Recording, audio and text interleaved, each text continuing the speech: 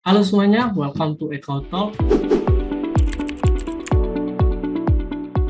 Saya Muhammad Abdullah Pasha selaku pembawa acara pada Eco Talk pada kesempatan kali ini. Seperti biasanya, Eco Talk selalu mendatangkan bintang tamu yang berkompeten. Di sini kita mendatangkan Bapak Daniel Gunawan sebagai perwakilan dari DPR Divisi 7. Halo Bapak Daniel, gimana kabarnya? Halo, selamat pagi Mas Pasya. Oke, selanjutnya di sini ada Ibu Evi. Halo Ibu Evi, selaku perwakilan dari masyarakat. Iya, halo. Baik, di sini ada Cindy Ayu sebagai pemilik perusahaan. Halo Cindy. Halo, selamat pagi semuanya. Kita lanjut kepada Ibu Tria sebagai salah satu driver ojol. Gimana Ibu Tria? Halo, selamat pagi. Nah, selanjutnya di sini kita mendatangkan tamu yang spesial nih, yaitu Ibu Mega selaku pengamat ekonomi. Halo Ibu Mega. Halo, selamat pagi. Baik, selanjutnya di sini kita mendatangkan Bapak Adit selaku perwakilan dari suatu perusahaan yang tidak bisa saya sebutkan nama perusahaannya. Halo Bapak Adit. Halo Mas Pasya, halo rekan-rekan semua. Yang terakhir, di sini kita ada Ibu Putri. Halo Ibu Putri, sebagai perwakilan dari DPR Divisi 7. Halo Ibu Putri. Ya, halo semuanya. Oke, halo semuanya, selamat pagi. Baik, pada kesempatan kali ini sebenarnya saya ingin berbincang-bincang dengan Bapak dan Ibu ini terkait isu tentang kenaikan harga BBM. Dari berita-berita yang saya baca, ternyata kenaikan BBM ini tidak hanya terjadi pada tahun 2022 saja ya. Ini juga terjadi pada tahun 2005, di mana BBM bersubsidi ini naik sebesar 88%, itu merupakan harga yang sangat tinggi ya, untuk menyebabkan penurunan penjualan motor sekitar 12%. Namun pada tahun 2013, BBM juga kembali naik sebesar 44%, sehingga menyebabkan penjualan motor menurun sebesar 11%, dan pada 5 tahun terakhir ini, terlebih tepatnya pada tahun 2017, BBM mengalami penurunan sehingga mencapai 6.500 per liter dan stagnan hingga sampai tahun 2018. Dan harga BBM ini juga kembali naik pada tanggal 2 April, yaitu pada bulan kemarin. Nah, yang ingin saya tahu itu sebenarnya kenapa sih kok bisa terjadinya kenaikan atau naik turun harga BBM ini? Mungkin di sini kita bisa dengarkan dulu ya pendapat atau tanggapan dari masyarakat. Mungkin dari perwakilan masyarakat ada yang ingin berbicara terlebih dahulu. Baik, terima kasih. Selaku pihak masyarakat, saya juga bertanya-tanya akan hal tersebut. Sebagai masyarakat yang berprofesi sebagai driver ojol, saya sangat merasakan dampak dari kenaikan harga BBM ini. Sebagai driver, tentunya saya membutuhkan pengeluaran yang cukup besar untuk biaya operasional, khususnya untuk membeli bahan bakar minyak tersebut. Namun penghasilan bersih kami sebagai driver ini menjadi berkurang karena sebagiannya itu habis atau terpakai hanya untuk kebutuhan bahan bakar minyak. Jadi saya ingin tahu bagaimana sedikit banyaknya penjelasan dari pihak pemerintah menyikapi permasalahan tersebut. Baik, mungkin kita bisa beralih ya ke pihak pemerintah. Kita beralih ke Bapak Daniel, bagaimana tanggapan Anda mengenai argumen yang telah disampaikan oleh rakyat, sedangkan Anda kan sebagai penyambung lidah rakyat gitu. Mungkin bisa ditanggapi, Bapak Daniel. Baik, terima kasih Mas Pasya. Sebelumnya akan saya jelaskan terlebih dahulu apa aja alasan dibalik kenaikan harga BBM di tahun ini ya. Kalian sendiri pasti tahu isu-isu yang sedang ramai dibicarakan antara Rusia dan juga Ukraina. Rusia yang memulai aksi invasinya ke Ukraina menyebabkan harga minyak dunia melonjak. Kenapa begitu? Ya karena Rusia itu adalah salah satu penghasil minyak bumi terbesar di dunia. Coba kalian bayangkan, kalau mereka berperang, apa mereka masih bisa ekspor minyak bumi? Nah, itu adalah salah satu alasannya. Selain itu, minyak bumi tadi itu kan minyak mentah. Nah, mereka masih harus diolah untuk bisa dipakai menjadi BBM. Sedangkan bahan bakar dari produksinya sendiri itu merupakan minyak. Jadi kebayangkan gimana mahalnya minyak sekarang ini. Oke, baik. Terima kasih Bapak Daniel. Mungkin kita bisa juga mendengarkan pendapat dari Ibu Putri selaku perwakilan dari DPR Divisi 7. Silakan Ibu Putri untuk menyampaikan pendapatnya terlebih dahulu. Oke, jadi ya seperti yang telah disebutkan tadi oleh Bapak Daniel ya, perihal keputusan pemerintah untuk menaikkan harga bahan bakar minyak, tentunya kita dari pihak pemerintah itu sudah melakukan Mohon berbagai maaf, pertimbangan. Ibu. Begini Pak, Bu, kami ini kan sebenarnya itu butuh solusi gitu dari pihak pemerintah. Permisi Ibu Cindy. Baik, di sini saya akan memberikan kesempatan Ibu Cindy untuk memberikan argumen atau pendapatnya, tapi kita dengarkan dulu atau argumen yang ingin disampaikan oleh Ibu Putri. Silakan Oke. Ibu Putri lanjutkan argumennya. Oke, sabar dulu ya Ibu Cindy. Di sini kan saya tadi lagi berbicara, jadi tolong jangan asal dipotong ya Ibu. Oke, baik. Di sini saya mau berpendapat terkait jawaban dari Bapak Daniel tadi, yang dimana seperti yang disebutkan oleh Bapak Daniel tadi, perihal keputusan pemerintah untuk menaikkan harga bahan bakar minyak, ini tentu saja kita dari pihak pemerintah pun sudah melakukan berbagai pertimbangan dari berbagai pihak terkait juga ya, Bapak, Ibu. Dan perihal kenaikan harga BBM ini tentunya tidak dilakukan dan tidak terjadi secara tiba-tiba, Pak, Bu. Pasti ada alasan yang kuat di balik kenaikan harga BBM ini. Lalu keputusan dan kebijakan tentang menaikkan harga BBM di negara kita ini yang dimana ditetapkan oleh pemerintah, ini juga merupakan salah satu bentuk upaya jangka menengah hingga jangka panjang yang diambil oleh pemerintah, di mana upaya ini itu untuk menanggapi tingginya harga minyak di dunia nantinya. Kan seperti yang diketahui bersama oleh para pemerintah juga bahwa harga bahan bakar minyak ini tentunya tidak akan selalu konstan, yang pastinya akan terus mengalami perubahan dari tahun ke tahun. Dan dengan menaikkan harga BBM jenis Pertamax ini juga menjadi salah satu upaya kita untuk beradaptasi dengan kemungkinan-kemungkinan dan prediksi-prediksi harga bahan bakar minyak di masa yang akan datang, Bapak, Ibu semuanya. Dan sebenarnya di balik kenaikan harga BBM ini, pemerintah juga telah memberikan loh subsidi bahan bakar minyak yang bisa dibilang lebih terjangkau dan harganya ini bisa dibilang cukup murah, yaitu bahan bakar minyak jenis Pertalite. Jadi untuk Bapak, Ibu, dan kalangan masyarakat yang kemarin tuh resah akan kenaikan harga BBM jenis Pertamax ini, mungkin Bapak, Ibu yang merasa keberatan bisa beralih menggunakan BBM bersubsidi ini, yaitu BBM jenis Pertalite. Seperti itu, Bapak, Ibu. Oke, mungkin kita bisa beralih ke pihak perusahaan. Nah, Ibu Cindy, silahkan berikan argumennya Anda. Kan sudah disampaikan sedikit tadi tentang argumen Anda. Mungkin dipersilakan. Baik Bapak MC, terima kasih. Sebelumnya saya mohon maaf ya tadi sudah menyela pembicaraannya dari Ibu Putri, dan terima kasih kepada pihak Ekotop yang telah mengundang saya untuk memberikan opini terkait permasalahan yang ada begitu, dan juga kebijakan pemerintah dari sudut pandang perusahaan.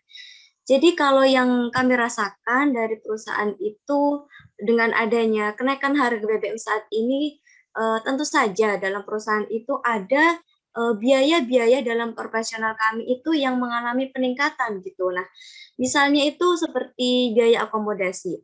Karena transportasi yang perusahaan saya gunakan itu kebanyakan menggunakan BBM yang non subsidi dan juga oktanya itu rendah.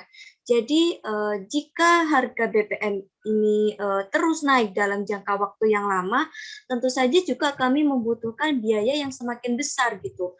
Jadi harapan saya kepada Bapak Ibu pemerintah bisa memberikan solusi gitu yang tidak semakin memberatkan beban seluruh masyarakat. Mungkin itu saja dari saya, Bapak MC. Mohon maaf MC, saya izin masuk. Oke, silakan Bapak Ade. Oke, terima kasih. Saya ingin menanggapi ya terkait kebijakan pemerintah tadi terkait kenaikan BBM. Oh ya, sebelumnya perkenalkan, nama saya Aditya Bahtiar. Saya di sini selaku pihak dari perusahaan juga ingin memberikan sedikit opini terkait kebijakan tadi. Jadi benar apa yang disampaikan oleh Ibu tadi terkait pembengkakan biaya akomodasi. sebenarnya selain pembengkakan biaya akomodasi tadi, para pengusaha juga mengalami pembengkakan seperti khususnya dalam aspek produksi. Dari pembengkakan biaya produksi ini, otomatis para pengusaha juga harus menaikkan harga produk guna meminimalisir kerugian. Tetapi dengan menaikkan harga produk ini, kemungkinan besar pengusaha juga akan kehilangan sebagian dari konsumennya. Sebab apa? Sebab mereka pasti akan keberatan dengan harga yang ditawarkan tadi. Dan ini juga merupakan salah satu dampak negatif ya yang mungkin dirasakan oleh saya ataupun oleh para pengusaha lain dengan melonjaknya harga BBM itu tadi. Jadi saya harap pemerintah di sini dapat mempertimbangkan kembali terkait kebijakan yang sudah dibuat tadi. Mungkin itu saja MC. Terima kasih. Oke, baik. Kan tadi kita sudah mendengarkan pendapat argumen dari pihak perusahaan. Kan kalau nggak afdol nih kita tidak mendengarkan argumen nih dari masyarakat kita. Mungkin tadi yang belum pick up itu Saudara Evi mungkin bisa menyampaikan argumennya. Bagaimana tanggapan Anda tentang kebijakan yang dikeluarkan oleh pemerintah tentang kenaikan harga BBM ini? Baik, terima kasih kesempatannya MC. Di sini saya sebagai penjual BBM eceran itu merasakan dampak yang signifikan akibat adanya kenaikan harga BBM, terutama jenis Pertamax, sehingga saya kesulitan menyediakan barang berupa bahan bakar minyak jenis Pertamax ini. Bentar, Mbak. Saya potong ya. Mbaknya ini paham hukum apa enggak ya? Ya pastinya paham lah, Pak. Kalau tahu, kenapa Undang-Undang Nomor 22 Pasal 53 Tahun 2001 tentang minyak gas tidak diperhatikan? Ya, karena tuntutan ekonomi, Pak, saya tidak memperhatikan undang-undang. Tapi kan undang-undang itu harus diperhatikan. Undang-undang itu mengatur bahwa nggak boleh ada lagi penjual bensin eceran. Penjual bensin eceran itu bisa diancam pidana maksimal 3 tahun penjara dengan denda maksimal 30 miliar loh, Mbak. Mbaknya ini jualan bensin eceran nggak sesuai dengan SOP yang ada. Kalau amit-amit ada kebocoran, terus menyebabkan kebakaran di rumah Mbaknya, gimana? Habis semua kan barang-barangnya. Ya mau gimana lagi, Pak? Itu udah resiko saya. Saya ini rakyat kecil, Pak. Nggak ada modal yang besar untuk bisa sesuai dengan SOP. Lagi pula juga dari pemerintah itu, di sini saya tuh mau mencari solusi gitu dari pemerintah, gimana dari adanya kenaikan BBM ini bagaimana sih solusinya dari pemerintah, bukannya malah pemerintah itu menanyakan kayak pekerjaan saya itu buat apa, Pak? Saya di sini tuh mau cari solusi. Kita kan sudah menyediakan program bantuan kredit usaha rakyat atau disingkat KUR yang memberikan bantuan senilai 2,4 juta rupiah. Kenapa nggak dimanfaatkan? Ya karena menurut saya itu bantuan itu kurang, Pak, karena kan harga bahan pokok sekarang kan naik semua, Pak, jadi menurut saya itu kurang buat membuka usaha lagi gitu. Jadi saya terpaksa menjual BBM eceran lagi gitu, Pak. Untuk harga bahan pokok kan bisa baik. Mungkin di sini saya akan sedikit luruskan ya. Di sini tema kita bahas nih tentang kebijakan kenaikan BBM, bukan mengenai tentang KUR atau bahan pokok yang lain yang naik ya. Mungkin kita bisa beralih meminta pendapat ya dari seorang pengamat ekonomi kepada Ibu Mega selaku pengamat ekonomi, apa sih yang Anda amati atau tentang apa sih kebijakan ekonomi yang dilakukan pemerintah ini baik atau tidak? Silakan Ibu Mega. Baik, terima kasih atas waktunya Mas MC. Di sini saya sebagai salah satu pihak pengamat ya. Di sini saya juga akan beropini sesuai yang saya amati. Saya harap untuk pihak pemerintah bisa mengkaji ulang dan mempertimbangkan kembali terkait kebijakan kenaikan harga BBM tersebut. Seperti yang kita ketahui ya, bahwasanya kan negara kita ini masih dalam masa peralihan pandemi COVID-19, yang dimana perekonomian masyarakat itu masih belum cukup stabil, dan saya harap juga pemerintah memikirkan dan mempertimbangkan kembali kebijakan tersebut. Apakah kebijakan itu cocok dengan keadaan kita sekarang ya? Dan di sini saya akan memberikan solusi kepada pihak masyarakat terkait masalah yang terjadi di sini tadi itu supaya dapat meminimalisir keresahan yang terjadi.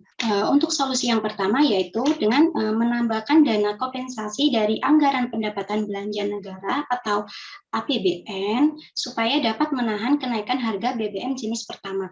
Untuk solusi yang kedua yaitu dengan menyeimbangkan kenaikan harga yang cenderung fluktuatif supaya tidak mencapai head atau harga eceran tertinggi. Untuk solusi yang ketiga yaitu memastikan pasokan BBM jenis terkait itu supaya dapat dinikmati oleh para masyarakat ya, terutama masyarakat kalangan bawah. Untuk solusi yang keempat, seharusnya pemerintah juga menaikkan UMR di setiap kota. Karena banyaknya kebutuhan yang harus dipenuhi dan naiknya harga BBM juga membuat masyarakat sangat membutuhkan hal itu supaya mereka dapat memenuhi kebutuhan mereka ya. Untuk solusi yang kelima, selain menaikkan harga BBM, seharusnya pemerintah juga perlu melakukan proses pengalihan subsidi untuk membiayai eksplorasi dan eksploitasi energi alternatif. Saya kembalikan ke Mas MC. Oke. Tadi itu merupakan pendapat atau hasil yang diamati oleh Ibu Mega. Mungkin karena keterbatasan waktu, di sini saya akan sedikit menyimpulkan itu. Jadi yang Ibu harapkan atau terkait opini, pendapat atau solusi yang disampaikan dari Bapak-Bapak atau dari perwakilan pengusaha ataupun pengamat ataupun masyarakat itu menginginkan bahwa pemerintah itu mengkaji ulang atau meninjau ulang terkait pertimbangan terkait kebijakan kenaikan harga BBM ini, dan dengan memperhatikan aspek-aspek yang ada demi kesejahteraan bersama. Nah, saya harapkan dari adanya podcast kali ini itu membuat ketenangan bagi media sana atau menjadi tolak ukur bagi pemerintah untuk mengkaji ulang terkait terkait kebijakan kenaikan harga BBM ini. Saya Muhammad Abdullah Pasha selaku pembawa acara pada podcast kali ini mengucapkan terima kasih dan sampai jumpa pada podcast selanjutnya. Wassalamualaikum warahmatullahi wabarakatuh.